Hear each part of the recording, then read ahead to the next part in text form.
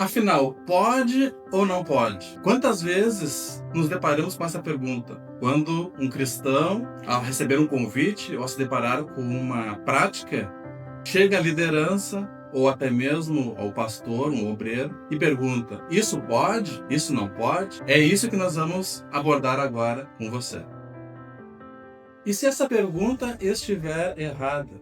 E se essa pergunta estiver com problemas? Embora essa pergunta geralmente nasça de boas intenções, do desejo de não errar, desejo de não transgredir algum mandamento, alguma regra, embora a intenção seja boa, essa pergunta ela traz alguns problemas embutidos. Então, entre esses problemas, pelo menos dois nós podemos identificar. O primeiro, o legalismo.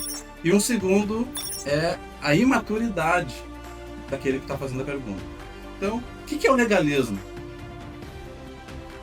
O legalismo é a busca de uma regra expressa, explícita na lei, que diga que tal prática é errado, que diga que tal procedimento é proibido, entre aspas, ou pela igreja, ou pelo ministério, ou pela própria palavra de Deus. Então, qual é o problema disso? Vamos dar um exemplo prático. Vamos dizer que uma pessoa, um jovem lá, ele olha lá uma garrafa de cloro, e ele olha assim aquela garrafa e diga: pá, mas que vontade de tomar um gole desse cloro. Então, se ele for perguntar de forma legalista, ele vai procurar um exemplo no nosso cotidiano, da lei brasileira, ele vai no Código Penal, no Código Civil, vai na Constituição e vai procurar lá.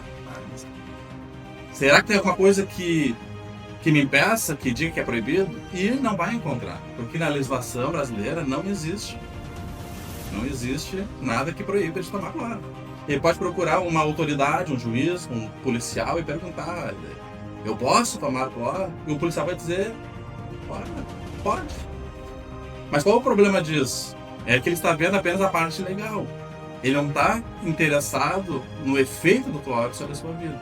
Outro exemplo, o mesmo jovem lá no inverno, aqui do Rio Grande do Sul, por exemplo, 2 graus abaixo de zero, nos dias mais frios, o jovem pergunta se quer sair de camisa de manga curta, né, pra rua. Aí ele vai perguntar: pode ou não pode? E a resposta vai ser: pode. Não existe uma lei que te proíba. Não existe nada que diga que tu não possa sair de manga curta na rua. Mas veja, irmãos, qual o problema? Esse jovem vai ficar enfermo. E pode até mesmo morrer. Mas ele seguiu a cartilha do pode ou não pode.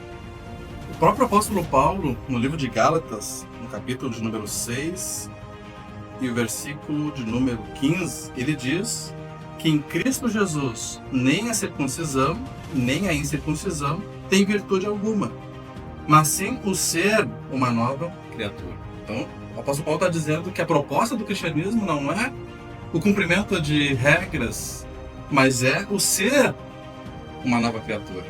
Então, ao defender essa liberdade aos Gálatas, ele deixa muito claro que não mais é uma questão de pode ou não pode.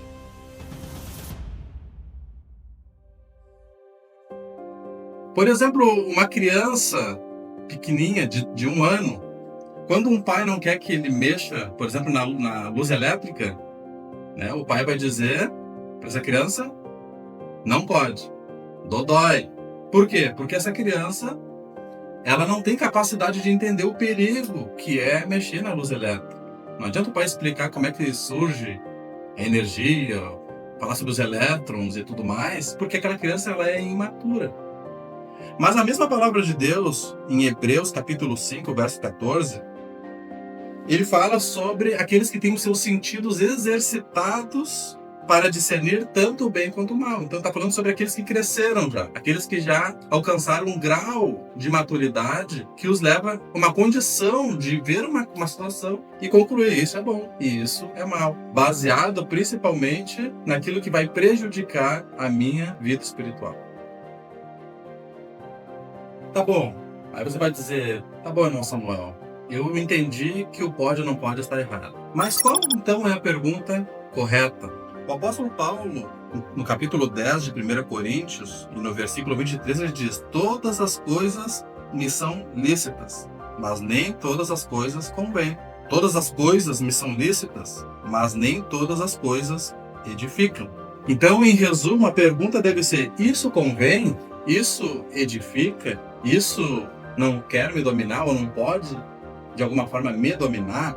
Então, a pergunta correta deve estar relacionada com a preservação da natureza que nós recebemos de Deus. Então, o exemplo que nós trouxemos anteriormente, o cloro pode, mas ele edifica, ele domina, ele preserva a natureza que eu recebi de Deus? Não. Então veja que a chance de erro, ele diminui bastante. Mas aqui nasce o filtro da palavra de Deus.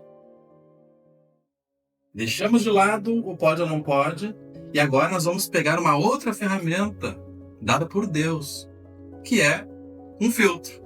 Quantos já sabem, né, como é que funciona um filtro? O filtro, ele retém aquilo que é impuro, aquilo que não deve ser consumido, né, e deixa passar aquilo que é bom.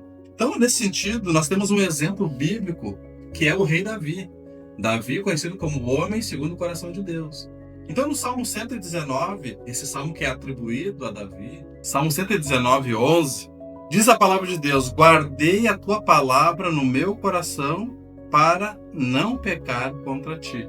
Então, Davi aqui nos mostra uma ferramenta muito poderosa, que é muito mais potente do que o pode ou não pode. É guardar a palavra no coração. No mesmo Salmo 119, 105, diz: lâmpada para os meus pés é a tua palavra e luz para o meu caminho. Então, quando nós temos a palavra de Deus como base, muita coisa vai sendo filtrada na nossa vida. Então, como funciona um filtro? O filtro, eles são várias linhas entrelaçadas que seguram ali impurezas. Então, nesse sentido, a Bíblia Sagrada nos dá condições, quando nós temos essa palavra no nosso coração, de termos uma forma de um filtro. Então, por exemplo, irmãos, a palavra de Deus nos fala lá em 1 Pedro 5,8, ele diz: sede sóbrios e vigiai, porque o diabo, vosso adversário, anda em derredor bramando como um leão,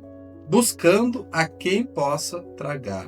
Então veja, se nós juntarmos esse versículo, vigiai, sede sóbrios, juntarmos com Hebreus 12,14, que diz: buscai a paz com todos e a santificação, juntarmos com outras palavras: vede prudentemente como andais, não como necios, mas remindo o tempo, porque os dias são maus. Filipenses 4,8, que diz lá, né, tudo que é puro, tudo que é de boa fama. Então, não veja, irmãos, que se nós juntarmos a palavra de Deus, nós vamos formar ali uma espécie de filtro que em cada situação, nós aplicando esse filtro, nós podemos identificar sem ter que perguntar para A ou para B, né, para o líder. Nós podemos aplicar esse filtro e saber na situação específica ali na hora. Isso é conveniente, isso edifica. Vamos por um exemplo prático, irmão. O futebol, por exemplo, né? Futebol, não existe lá um versículo bíblico que diga: não jogarás futebol. Mas quando nós olhamos para a palavra de Deus, nós podemos ver, por exemplo, que o futebol, lá em Gálatas 5, está incluso no futebol diversas obras da carne ali, pelejas, facções, dissensões, idolatria. Então, se o cristão está preocupado só com pode ou não pode, o futebol passa. Mas se o cristão está preocupado em filtrar pela palavra de Deus aquilo que prejudica a sua vida espiritual, não procurando lá um versículo expresso, mas procurando aquilo que é bom para a sua vida, aí essas coisinhas vão sendo filtradas e Deus vai preservando a nossa saúde espiritual. Então, a dica que nós damos para os irmãos é: troca o pode ou não pode pelo filtro da palavra de Deus e cresça na presença de Deus. Bom, então qual é a conclusão? Deus nos convida a enterrar o pode ou não pode e passarmos a utilizar o filtro da palavra de Deus. De mãos nesse filtro, as nossas perguntas serão: isso edifica? Isso está contribuindo para a minha santificação? Isso é algo da minha carne ou é do Espírito? Veja que as mudanças serão reais na nossa vida espiritual. Então, você que não é ainda inscrito no canal, nós te convidamos a se inscrever no canal, a deixar o seu like e também a sua sugestão para novos assuntos. Será importante para nós, com a sua sugestão, também entrarmos em outras questões importantes da palavra de Deus. Deus abençoe a todos.